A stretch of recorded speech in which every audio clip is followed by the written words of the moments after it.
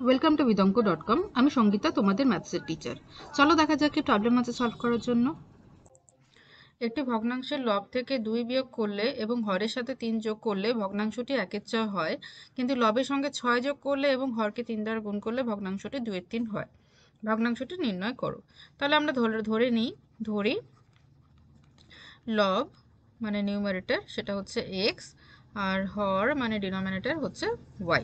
তাহলে ভগ্নাংশটি হবে x by y। এবারে বলছে যে লবের সাথে যদি আমরা 2 বিয়োগ করি মানে x - 2 যদি করি, আর হরের সাথে যদি 3 যোগ করি মানে y + 3 যদি করি, তাহলে যে নতুন ভগ্নাংশটি তৈরি হবে সেটা হচ্ছে 1/4। ওকে, আচ্ছা, এবারে আমরা ক্রস মাল্টিপ্লাই করে ইকুয়েশনটাকে একটা ফর্মে নিয়ে আসি। ওকে, আচ্ছা, তাহলে আমরা 4 দিয়ে গুণ করি x - 2 K. So 4x - 8 that is equal to y plus 3. So 4x minus y is equal to 3 plus 8 that is equal to 11.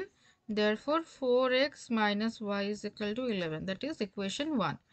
ওকে, আচ্ছা, এবারে নেক্সট যে কন্ডিশন আছে সেটাতে চলে যাই। বলছে যে কিন্তু লবের সাথে যদি 6 যোগ করি আর হরকে যদি 3 দিয়ে গুণ করি, তাহলে ভগ্নাংশটি দাঁড়ায় 2/3।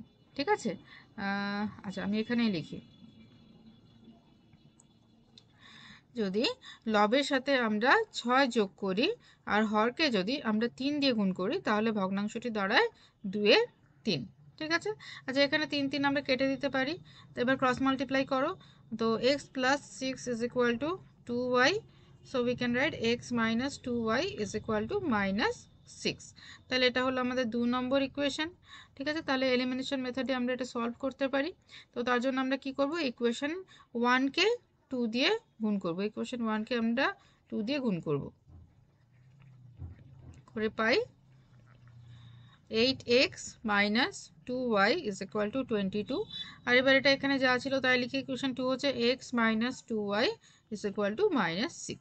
এবারে বিয়োগ করি, বিয়োগ করলে সাইন চেঞ্জ হবে, এটা প্লাস হয়ে গেল, এটাও প্লাস হয়ে গেল।